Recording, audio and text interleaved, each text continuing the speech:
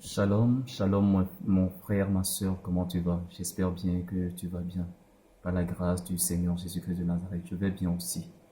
Ce matin, j'ai cette petite exhortation à partager avec toi qui se trouve dans le livre d'Hébreux, chapitre 11, le verset 1. Bien avant, je veux dire merci au Seigneur Jésus pour sa grâce, pour son amour, pour sa vie. Sans lui, nous ne sommes rien. Lui-même a dit, sans moi, vous ne pouvez rien faire. Donc sans Jésus, personne ne peut rien faire. Que toute la gloire revienne à Yeshua Mashiach. Amen. Hébreux chapitre 11, le verset 1 nous dit, « Or la foi est une ferme assurance des choses qu'on espère, une démonstration de celles qu'on ne voit pas. » La foi est une ferme assurance. Beaucoup de gens disent qu'ils ont la foi, nous avons la foi, nous avons la foi. Leur foi se base sur quoi? On dit la foi est une ferme assurance. La foi ici se base sur une ferme assurance. La ferme assurance de quoi? Des choses qu'on espère. On ne peut rien espérer si on n'a pas écouté une promesse. On ne peut pas espérer quelque chose si on n'a pas écouté une promesse.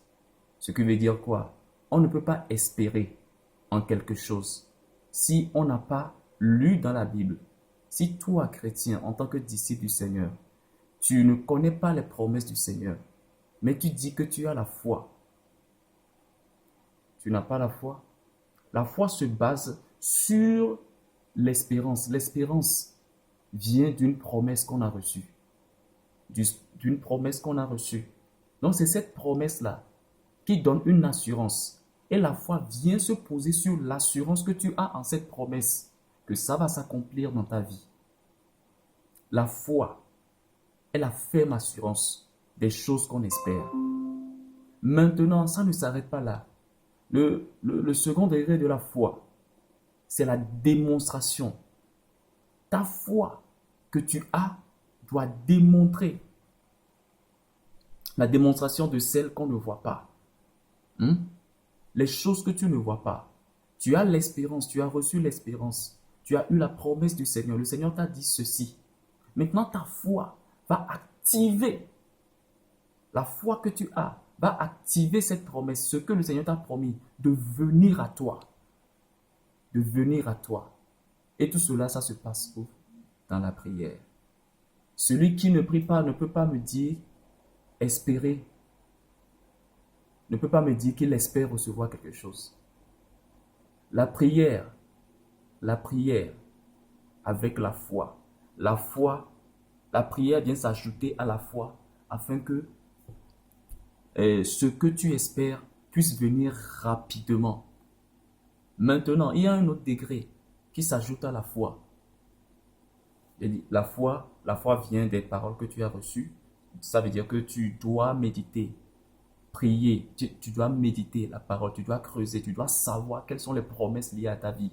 Et tu dois poser ton assurance sur ces promesses-là. Et la foi vient se baser sur l'assurance que tu as des promesses que Dieu a dit sur ta vie. Ce qui te concerne dans la parole, dans la Bible, ce que Dieu a dit, pas ce que toi-même tu dis, hein. Ce que Dieu a dit sur ta vie, les promesses qui sont dans la Bible, qui sont sorties de la bouche de Dieu pour toi. Ça te donne l'assurance et la foi vient se poser sur ça. Si la foi vient se poser sur ça, ça ne s'arrête pas là. Maintenant, il faut la prière. Il faut la prière. Il faut une intimité avec celui qui t'a donné l'espérance. Il faut une intimité. Celui qui t'a donné les promesses, il faut une intimité avec celui-là, c'est-à-dire Dieu, la prière. Maintenant, ajouter à ça, il faut quoi? Il faut jeûner. Jeûner, c'est la connexion au débit spirituel.